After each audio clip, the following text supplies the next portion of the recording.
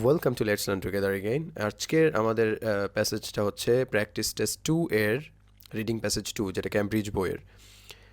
So এটার টাইটেলটা হচ্ছে, প্যাসেজের টাইটেল হচ্ছে মাইগ্রেটরি বি কিপিং, অর্থাৎ মাইগ্রেটরি মানে কি পরিযায়ী বা ভ্রমণশীল, বা যেটা এক স্থান থেকে অন্য স্থানে যায়। আর বি কিপিং মানে হচ্ছে মৌমাছি পালন। কোশ্চেন্স 13 to 19, এখানে ফ্লোচার্ট দেওয়া আছে। The flowchart below outlines the movements of the migratory beekeeper as described in reading passage 2. Complete the flowchart. Choose your answers from the box at the bottom of the page and write your answers in boxes 13 to 19 on your answer sheet. তার মানে 13 থেকে এই যে 19 পর্যন্ত যেই কোশ্চেনগুলো দেওয়া, এইগুলোর আনসার হচ্ছে এই বক্সের মধ্যে দেওয়া। অর্থাৎ এই যে লিস্ট অফ ওয়ার্ডস অথবা ফ্রেজ, এইখান থেকে আমাদেরকে একটা একটা করে ওয়ার্ড অথবা ফ্রেজ চুজ করে এটার মধ্যে বসাতে হবে। সো দেরি না করে দেখি কোন ফার্স্ট কোশ্চেনটা কি, যে in March beekeepers dash for migration at night when the hives are dash and bees are generally tranquil. আচ্ছা, তার মানে মার্চ মাসে বি কিপাররা কী করে ফর মাইগ্রেশন অ্যাট নাইট, মাইগ্রেশনের জন্য রাতে কি করে, যখন হাইভগুলা থাকে কেমন থাকে, অ্যান্ড দ্য বিজ আর ফুল, দ্য বিজ আর জেনারেলি ট্রাঙ্কুইল, আর হচ্ছে বিজরা অর্থাৎ মৌমাছিগুলা যখন শান্ত থাকে। Okay, so let's go to the passage here. By early March, it is time to move the bees. It can take up to 7 nights to pack the 4,000 and so hives that a beekeeper may own. তার মানে কি, এই যে early March মাসের শুরুর দিকে তারা কি করে, it's time to move the বিজ, অর্থাৎ তাদের এই মৌমাছিগুলোকে মুভ করার সময় হয়। ওকে, তার মানে হচ্ছে beekeepers dash for migration at night.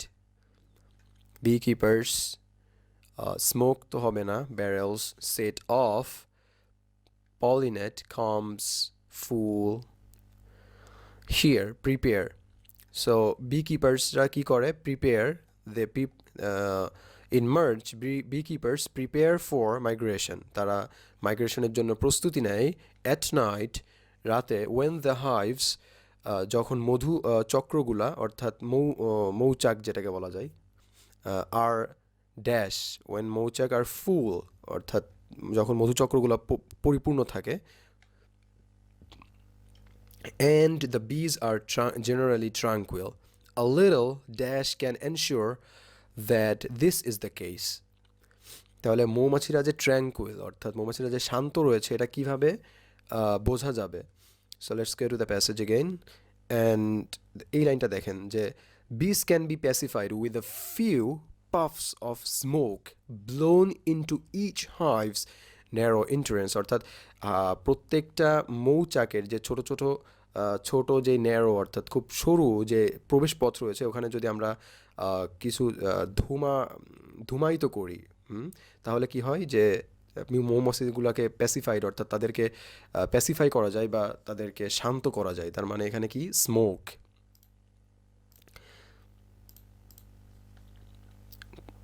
তাহলে হিয়ার স্মোক, তাহলে অ্যান্সার হবে a little smoke can ensure that this is the case. ওকে, তারপর they transport their hives to orange groves where farmers dash beekeepers for placing them on their land. Here the bees make honey. তার মানে কি, দে transport, তারা এই যে মৌচাক পালনকারীরা অর্থাৎ মৌমাছি পালনকারীরা তারা কি করে, যে ট্রান্সপোর্ট করে, মানে এক স্থান থেকে অন্য স্থানে যায় দেয়ার হাইভস, অর্থাৎ মৌমাছি পালনকারীরা তারা কি করে, দে ট্রান্সপোর্ট দেয়ার হাইভস, তারা তাদের এই মৌচাকগুলোকে অন্য স্থান নিয়ে যায় টু অরেঞ্জ গ্রুভস, অর্থাৎ কমলা লেবুর বাগানে নিয়ে যায়, ওয়ার ফার্মার্স, যেখানে কৃষকেরা বা কমলা লেবুর বাগানের যারা কাজ করে তারা কি করে, দে ড্যাশ বি কিপার্স। দেখি এই টাইপের। ওকে, সো আমরা যদি প্যাসেজে আসি, তাহলে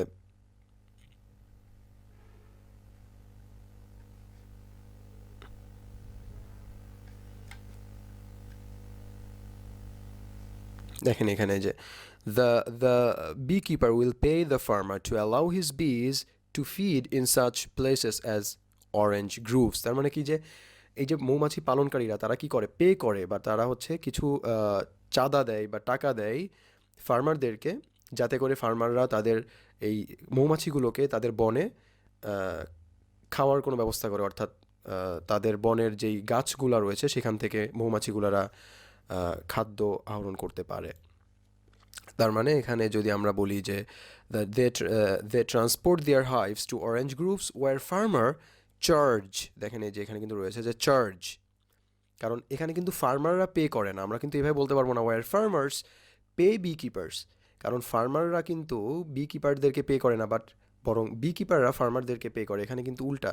সো এখানে হবে হচ্ছে the farm war farmers charge beekeepers, অর্থাৎ ফার্মাররা চার্জ করে বিকিপারদেরকে for placing them on their land here bees make honey, এবং এখানেই মৌমাছিগুলো মধু তৈরি করে। তারপর আফটার 3 weeks অর্থাৎ 3 সপ্তাহ পর the supers can be taken to a warehouse. Okay, super key জিনিস? সুপার হচ্ছে মৌচাকের উপরের অংশটাকে সুপার বলা হয়, যেমন আমাদের প্যাসেজে কিন্তু আমার মনে হয় এটা রয়েছে যে এই যে the beekeepers open the hives and stack extra boxes called supers on top, অর্থাৎ এই যে হাইভস বা মৌচাকের উপরের অংশ এক্সট্রা যে বক্স থাকে এগুলাকে বলা হয়, উপরের অংশের যে এক্সট্রা বক্স থাকে এগুলাকে বলা হয় সুপার্স অন টপ, আর নিচের অংশগুলোকে বলা হয়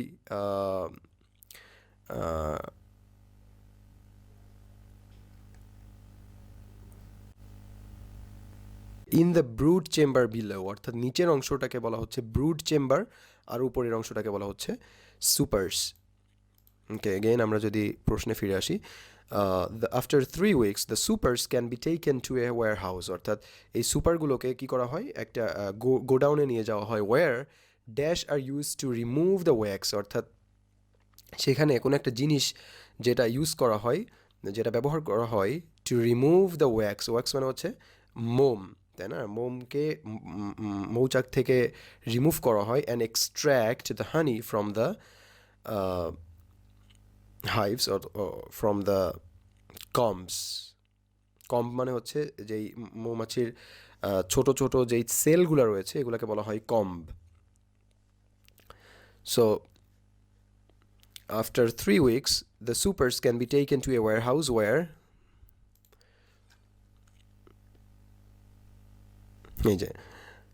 the supers are taken to a warehouse in the extracting room, অর্থাৎ যেই রুমে মধুকে বের করা হয়, মধুকে মৌচাক থেকে আলাদা করা হয়, সেখানে কি the frames are lifted out and lowered into an uncapper where the rotating blades shave away the wax that covers each cell. তার মানে সেখানে একটা রোটেটিং, একটা ঘুরন্ত মানে বা যে জিনিসটা ঘুরছে এমন একটা ব্লেড, সেটা কি করে, shave away the wax that covers each cell, অর্থাৎ প্রত্যেকটা সেলকে, যে সেলের মধ্যে যেই মোম থাকে সেটাকে কি করে, ব্লেডটা শেভ করে ফেলে বা ব্লেডটা এই মোমগুলোকে দূর করে ফেলে। তাহলে এখানে হচ্ছে the supers can be taken to a warehouse where কি হতে পারে, স্মোক তো হবে না, ব্যারেল না, তারপর হচ্ছে fuel chemicals, protection, lights, machines could be এবং মেশিনই হবে, মেশিনস। তাহলে where machines are used to remove the wax and extract the honey from the combs, অর্থাৎ এই ছোট ছোট সেল থেকে মধুকে বের করে ফেলা হয়। সেল এর অপর একটা সিনোনিম হচ্ছে কম্ব, ওখানে কম্ব বা ছোট ছোট ঘর, তো ঘরের মতো দেখতে, এজন্য এটাকে কম্বো বলা হয়। So combs, so and extract the honey from the combs. লাস্টের কোশ্চেন হচ্ছে আফটার দ্য হানি কালেকশন, অর্থাৎ মধু কালেকশন করার পরে the old hives are rejected, পুরাতন হাইভসগুলাকে বা পুরাতন মৌচাকগুলাকে বাদ দিয়ে দেওয়া হয়। Good double hives are dash and requeened and the beekeeper transports them to their summer base. তার মানে গুড ডাবল হাইভস অর্থাৎ ভালো ডাবল যে হাইভসগুলা সেগুলোকে কী করা হয়, আর ড্যাশ আর let's go to the passage.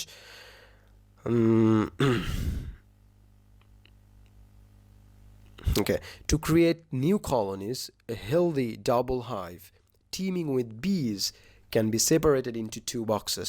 তাহলে যে নতুন কলোনিগুলো তৈরি করার জন্য কি করা হয়, এ হেলদি ডাবল হাইভ, একটা ভালো ডাবল হাইভ বা ডাবল মৌচাক, টিমিং উইথ বিজ, টিমিং মানে কি পরিপূর্ণ করছে, একদম মানে পরিপূর্ণ বি দ্বারা বা হচ্ছে মৌমাছি দ্বারা পরিপূর্ণ এমন একটি double hive can be separated, যেটাকে আলাদা করা যেতে পারে ইন্টু টু বক্সেস, দুইটা বক্সের মাধ্যমে, অর্থাৎ সেপারেটেড, এখানে মূল ওয়ার্ডটা হচ্ছে সেপারেটেড। তাহলে আমরা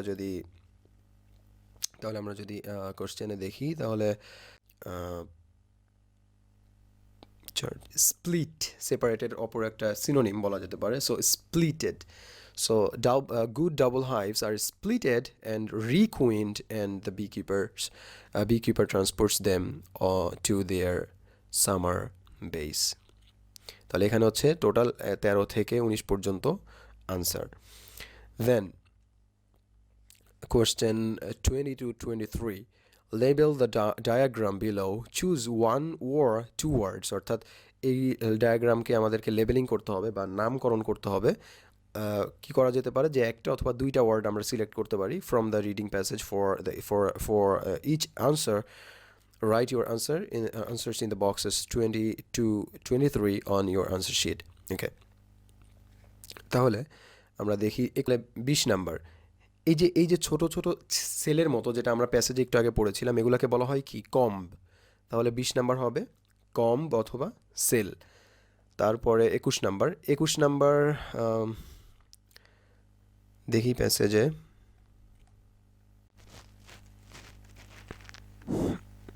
আচ্ছা এই লাইনে, these temporary hives extensions contain frames of empty comb for the bees to fill with honey, অর্থাৎ ওই যে মাঝের যে অংশগুলোকে যে ফ্রেম, এগুলাকে বলা হবে ফ্রেম, অর্থাৎ 21 নম্বরের আনসারটা হবে ফ্রেমস। তারপরে 22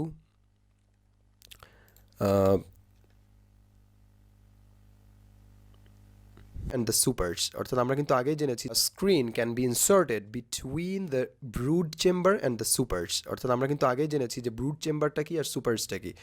ব্রুড চেম্বার হচ্ছে নিচের অংশটাকে, অর্থাৎ এটা ব্রুড চেম্বার, উপরে এটা সুপার্স, এবং তাদের মাঝে থাকে কি একটি স্ক্রিন, তার মানে 22 নাম্বার হচ্ছে স্ক্রিন। তারপরে 23 নাম্বার, যেটা আমরা একটু আগেই পড়েছিলাম যে উপরের অংশটাকে বলা হচ্ছে সুপার্স আর নিচের অংশটাকে ব্রুড চেম্বার, তাহলে 23 হচ্ছে brood chamber. Then questions 24 to 27, 24 থেকে 27 পর্যন্ত, do the following statements agree with the information given in reading passage 2, অর্থাৎ রিডিং প্যাসেজ 2তে যে স্টেটমেন্ট, মানে আমাদের নিচের যে স্টেটমেন্টগুলো দেওয়া, এগুলো কি রিডিং প্যাসেজের সাথে এগ্রি করে কিনা, in boxes 24 to 27, right. Yes যদি লিখতে বলেছে ইয়েস যদি if the statement agrees with the information given, অর্থাৎ যে ইনফরমেশনটা নিচে দেওয়া আছে এটা যদি এগ্রি করে প্যাসেজের সাথে, তাহলে আমাদেরকে লিখতে হবে ইয়েস, আর যদি না করে নো। আর if there is no information about this, আর যদি কোনো ইনফরমেশন দেওয়া না থাকে, তাহলে আমরা লিখতে পারি নট গিভেন। তাহলে আমরা কোশ্চেনটা একটু দেখি। 24, the Egyptians keep bees on the banks of the Nile, অর্থাৎ ইজিপশিয়ানরা মৌমাছিগুলোকে রাখতো বা মৌমাছি রাখতো on the banks of the Nile, অর্থাৎ নীল নদীর তীরে। The ancient Egyptians moved clay hives, probably on rafts, down the Nile to follow the bloom and nectar flow as it moved toward Cairo. তার মানে Egyptian সম্পর্কে এতটুকু বলা হয়েছে যে তারা কি করতো, যে তারা হচ্ছে মুভড ক্লে হাইভস, অর্থাৎ মাটির মৌচাক তারা মুভ করাতো, প্রবাবলি অন র্যাফট, অর্থাৎ র্যাফট মানে হচ্ছে ভেলা বলা হয়, যেটা হচ্ছে কাঠের বা যে কোনো কিছুর যেটা পানিতে ভাসে। সো এটার উপরে তারা এই মাটির তৈরি মৌচাককে মুভ করাতো। তার মানে আমাদের কিন্তু আসলে ওই ইনফরমেশনটা দেওয়া নেই যে আসলে তারা কি ইনফরমেশনটা দেওয়া নেই যে তারা ইজিপশিয়ানরা তারা কি আসলে নদীর তীরে রাখতো কিনা, তাহলে এটার আনসার হবে হচ্ছে not given. 25 first attempts at migratory beekeeping in America were unsuccessful, অর্থাৎ প্রথম যে চেষ্টা করা হয়েছিল, প্রথম যে চেষ্টাটা ছিল মাইগ্রেটরি বি কিপিংয়ে ইন আমেরিকা, আমেরিকাতে মাইগ্রেটরি বি কিপিংয়ের যেই প্রথম প্রচেষ্টাটা ছিল সেটা ছিল ব্যর্থ বা unsuccessful. So let's go to the passage. Yes, এখানে আমেরিকার কথা বলা হচ্ছে যে in the 1880s North American beekeepers experimented with the same idea, moving bees on barges. Barges মানে হচ্ছে ওই যে তরি বলা হয় যেটাকে, মানে নৌকা, বড় নৌকা মালামাল বহন করে এরকম, along the Mississippi and on waterways in Florida. But their lighter wooden hives kept falling into the water. দেখেন যে তারা কি করতো, যে ওই যে মিসিসিপি অ্যান্ড ওয়াটারওয়েজ অর্থাৎ পানি মাধ্যমে তারা ফ্লোরিডাতে বীজগুলা বা মৌমাছিগুলাকে মুভ করতো, but their lighter and wooden hives অর্থাৎ তাদের যে পাতলা এবং খুব মানে হালকা এবং কাঠের যেই হাইভসগুলো ছিল সেগুলো কি হতো যে পানিতে পড়ে যেত, kept falling into the water. অর্থাৎ তাহলে কি যে তাদের যেই প্রচেষ্টাটা ছিল সেটা কিন্তু ব্যর্থ হয়েছিল।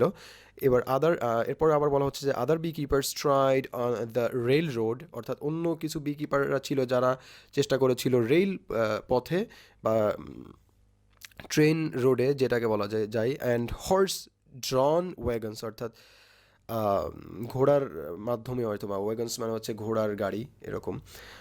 But that didn't prove practical, কিন্তু সেটা কি করেনি যে সেটা আসলে বাস্তবসম্মত হয়নি, অর্থাৎ সেটা ফেইল ছিল, তাই না, সেটা ফেইল করেছিল। তার মানে হচ্ছে যে এটা ট্রু, অর্থাৎ ইয়েস। না হচ্ছে 26, bees keep honey for themselves in the bottom of the hive, অর্থাৎ মৌমাছিরা কি করে যে তাদের জন্য, নিজেদের জন্য মৌমাছিরা মধু সংগ্রহ করে বা মধু স্টোর করে রাখে তাদের মৌচাকের নিচের অংশে, অর্থাৎ in the bottom of the hive. Okay, দেখেন এই যে লাইনটা, in the brood chamber below, অর্থাৎ নিচে যে ব্রুড চেম্বারটা থাকে এখানে কি করে, দ্য বিজ will stash honey, stash meaning A store, ঠিক আছে, যে মৌমাছিরা স্টোর করতো বা জমা করতো হানি বা মধু টু ইট লেটার, অর্থাৎ পরবর্তীতে খাওয়ার জন্য। তাহলে এটাও ট্রু। 26 নম্বরও ইয়েস। তারপরে হচ্ছে 27, the honey is span to make it liquid. Spin এর পাস্ট পার্টিসিপল ফর্ম হচ্ছে স্পান। তাহলে হানি বা মধুকে কি করা হয়, ঘোরানো হয় টু মেক ইট লিকুইড, এটাকে তরল করার জন্য। কিন্তু না, আমরা পড়েছিলাম বরং প্যাসেজের মধ্যে ছিল হচ্ছে দ্য মৌচাক যেটা, সেটাকে আসলে রিলের মধ্যে মানে মেশিনের মধ্য দিয়ে ঘুরানো হয় যাতে করে মধু বের হতে পারে বা মধুকে বের করার জন্য। So this was the reading passage 2 in practice test 2. So thank you for watching.